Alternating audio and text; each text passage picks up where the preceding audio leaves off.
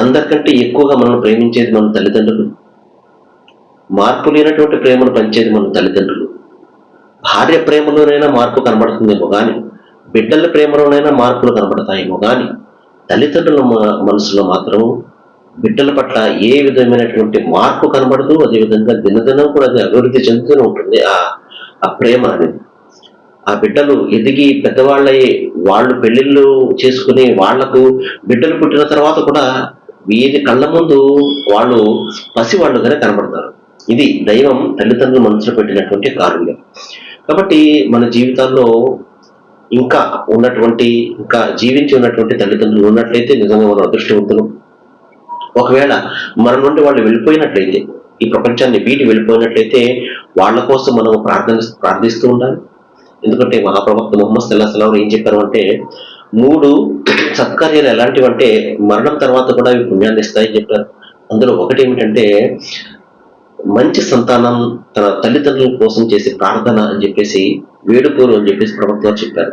కాబట్టి మంచి సంతానం ఎవరైతే ఉన్నారో వారు తమ తల్లిదండ్రులు జీవించి ఉండనటువంటి పరిస్థితుల్లో వారి యొక్క మేలు కోసం దైవం వారిని చల్లగా చూడాలని, వారికి స్వర్గంలో ఉన్నత స్థానాన్ని ప్రసాదించాలి అని, వారి తప్పులను మన్నించాలి అని వేడుకలు చేసుకోవడం అనేది ఒక మంచి సంతానం యొక్క లక్షణం అన్నమాట.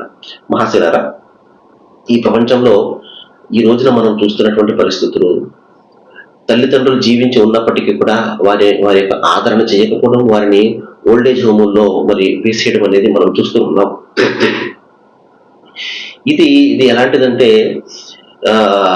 చెప్పాలి అంటే అతి దుర్మార్గమైనటువంటి పని.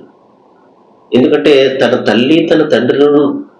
తండ్రిని ఆదరించినటువంటి వ్యక్తి ఇంకా సమాజంలో ఏ విధంగా అతను ఒక గొప్పవాడుగా లేకపోతే ఒకవేళ అతను ఒక మంచివాడుగా చలామణి అవుతున్నప్పటికీ కూడా అదంతా బూటకం అని చెప్పేసి మనం భావించాలి. ఎందుకంటే తల్లిదండ్రులను ఆదరించినటువంటి వ్యక్తి ప్రజలను ఏం ప్రేమిస్తాడు, ఇతరులను ఏం ప్రేమిస్తాడు.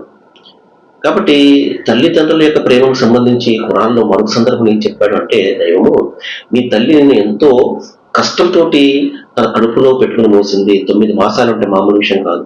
మనం పెరుగుతూ ఉన్నటువంటి బరువుతోటి 9 మాసాలు కూడా మోస్తూ ఉంటుంది. ఈ విధంగా ఇన్ని అనుగ్రహాలు, ఇన్ని ఉపకారాలు తల్లిదండ్రుల ద్వారా దైవము మనకు చేసినప్పుడు, కనీసం వారి యొక్క అవసాన దశలు, వారు చాలా వృద్ధాప్యంలో ఉన్నప్పుడు వారి యొక్క ఆదరణ చేసి మనం మన పరలోకాన్ని నిర్మించుకోకపోతే నిజంగా మనం దురదృష్టం. తల్లిదండ్రులను ఆదరిద్దాం. సర్వేజన సుఖంగా. Thank you.